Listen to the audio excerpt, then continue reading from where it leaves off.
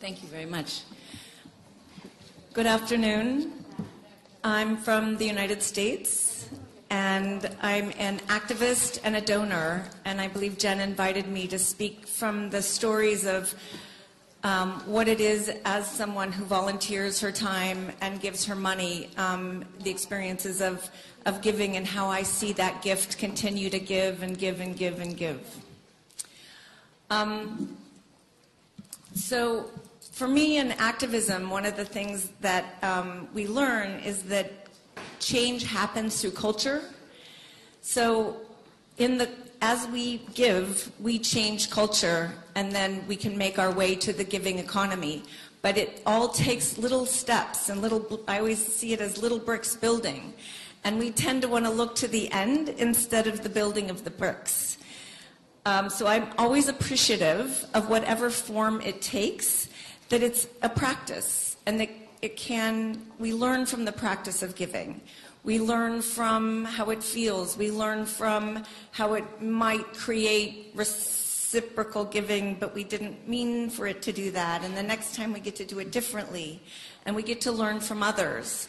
So I encourage that we have an openness about giving, that we're all in a process of it. And in activism, we kind of notice where people are, that's like they're at the place where they want to give to change the world, but they haven't recognized that they're part of the world, and that, so it's a constant spiraling into a place that I've experienced of an unconditional space of giving and of unconditional love. So a lot we've heard here, many experiences of giving and opportunities for giving. And I believe that that's the soil that the gifting economy can arise from. Manesh asked us, if we could offer something to his school, and I would teach the history of gift and giving. Because when we tell the stories, when we name it, we can change it. We can recognize it and then start to have a relationship with it itself and change it. And I think from that place, we could start to see the gifts we live inside of. And when they start to take them away from us, like water and air, parks, we'll fight back harder. And like with water, we'll value it more and not allow it to be polluted, as our air, our water, are the things that are free to us and that are what life is. So 8 years ago in the United States, after we'd invaded Iraq, there was a huge push to go to war with Iran, to bomb Iran, with the same fear-mongering that took us into Iraq.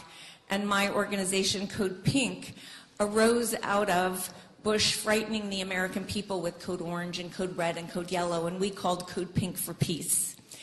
And after we had failed to stop the war in Iraq, my partner Medea Benjamin and I stepped back and said, well, we need to write a book about how to stop the next war now. And that war for us was Iran. And so we feel like we've been successful. One of the reasons we were successful was right in the heat of we're about to go to war, and there was a bill on a congressman's desk, and Nancy Pelosi had told us on Friday that it's going to go through Congress like a knife through hot butter, and it was an active war on Iran. We were all kind of hyperventilating about it, and a donor came to me and said, what would it cost to stop the war on Iran? And I picked a number out of thin air and said $500,000. Then we could occupy Congress, we would bring all the women, and we could frighten them into doing the right thing. And the next morning, she came to me and said, here's my last $500,000 because I want to stop war with Iran.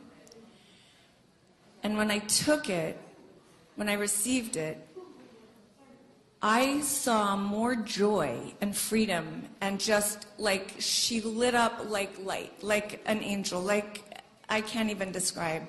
But that was a transmission to me. And the gift wasn't to me, the gift was to the world. The gift was a gift to the world to stop war with everything she had.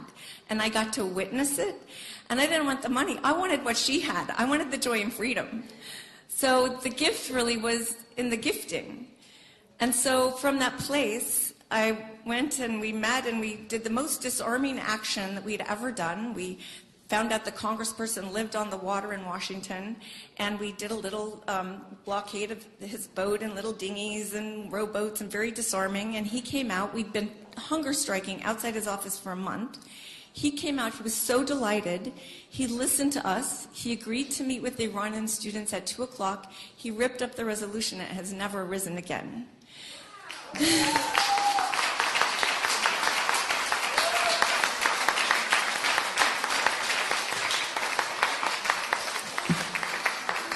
And then to ensure it would not arise again, we took the rest of the money and rented a house in D.C. and gifted it to women to come every week, 33 at a time, to be in Congress constantly to make sure it wouldn't happen. So much so that when Congress people would look out of their office to make sure there wasn't pink in the hallway when they went to the bathroom.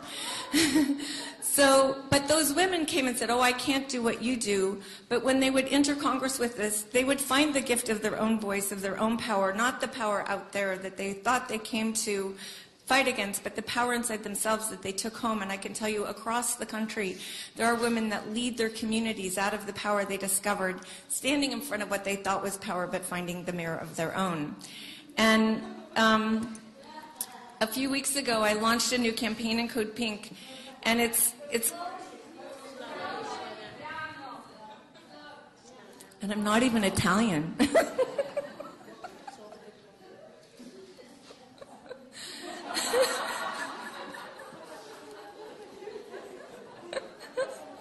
I had to wait for that joke to hit. So, seeing that we spend all our time trying to end war, stop war, we needed to create and fill the space of the gift of creation. And so we've launched Building a Local Peace Economy. And so all those women that came to DC from that gift are now feeling the empowerment of what is a gift economy locally? And what was the war economy we live inside of? How do we extract ourselves from that? And how do we build a gift economy locally? And I'm going to pass these out because there's so many great ideas of what a gifting economy is in this room. And there's a place where you can register that and we can connect to your idea and share it across the world with our own community. So I want to encourage that. So at Code Pink, we're known as radical revolutionaries. We help create a book called Beautiful Trouble, how to get in the face of power and wake it up. And so I'd like to share one of our revolutionary tools with you. So I want to ask everybody to please stand up.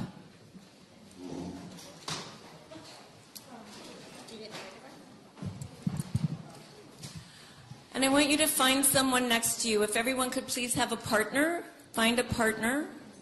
Give you a minute. Please find a partner. Raise your hand if you haven't found a partner.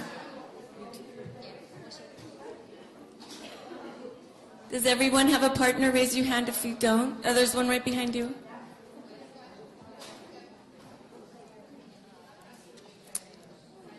So now I want you to ask your partner if it's okay if you hug each other.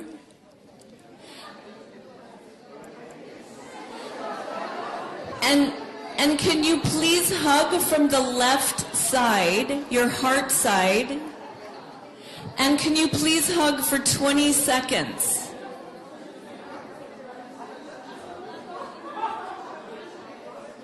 "20 seconds is very important in this because this releases oxytocin,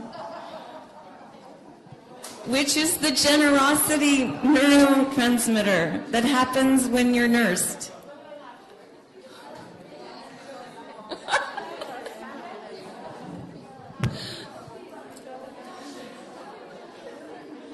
And it releases your generosity. So now you have a revolutionary tool to share.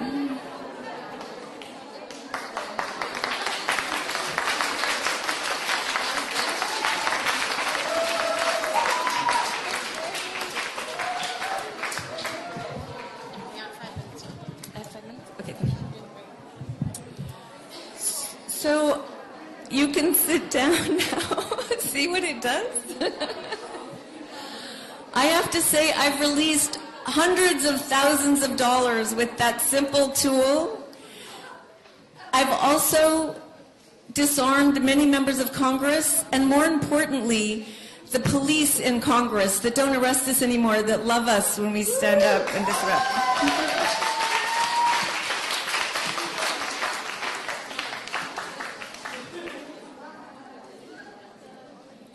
So,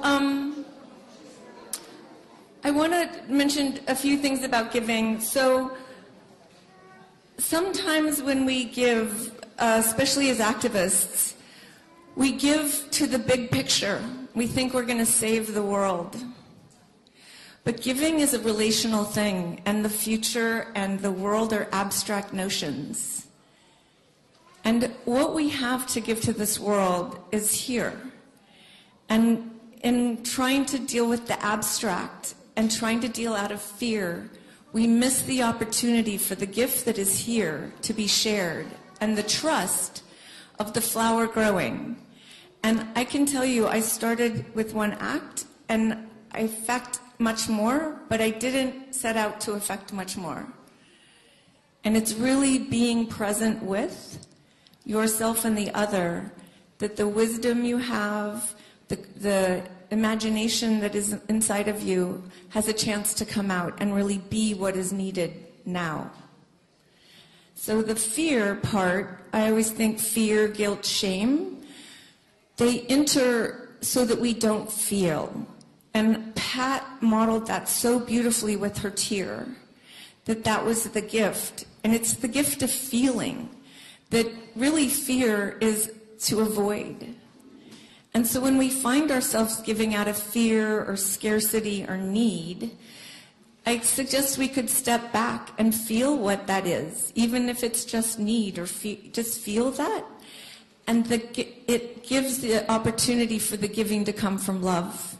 And it's important the space we give from, because we pass that form of giving on, or the desire not to give because it didn't feel good.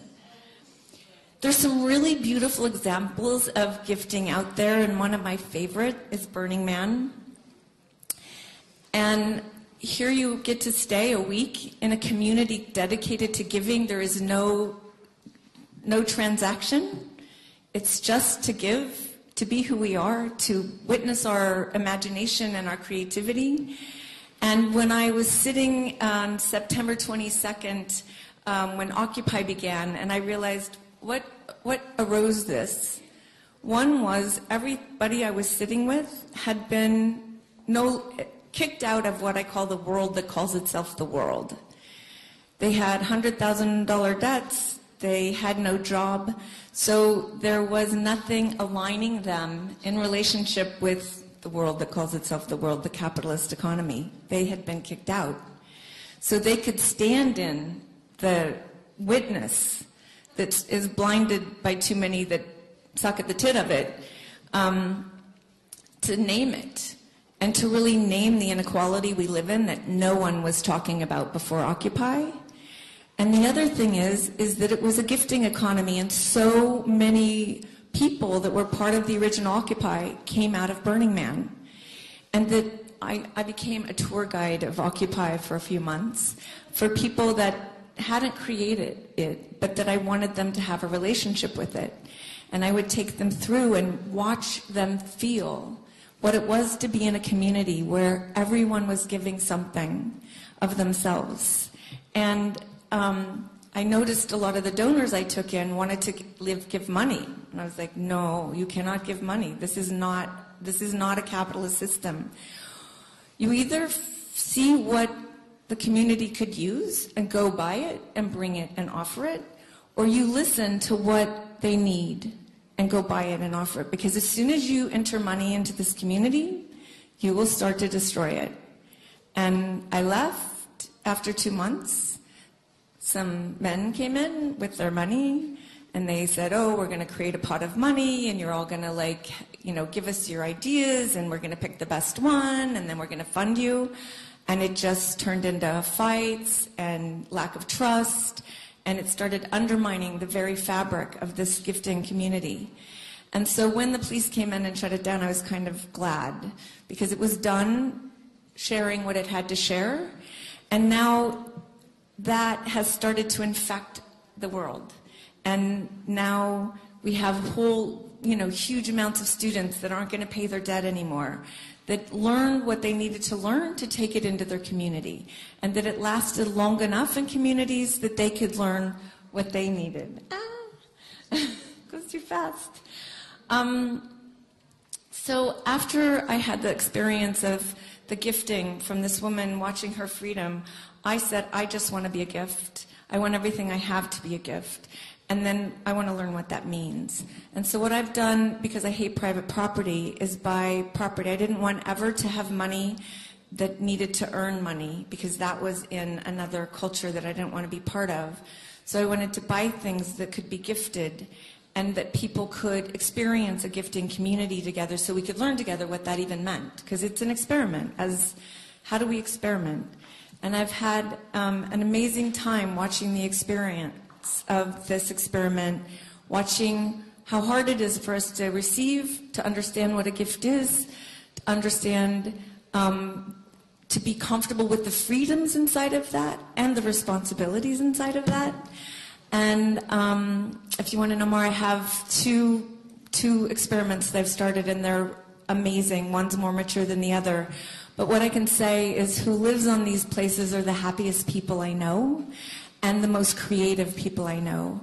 And that in the space of gifting, there's so much imagination, and that nothing could have happened like what's happened in these spaces if somebody got paid to do it.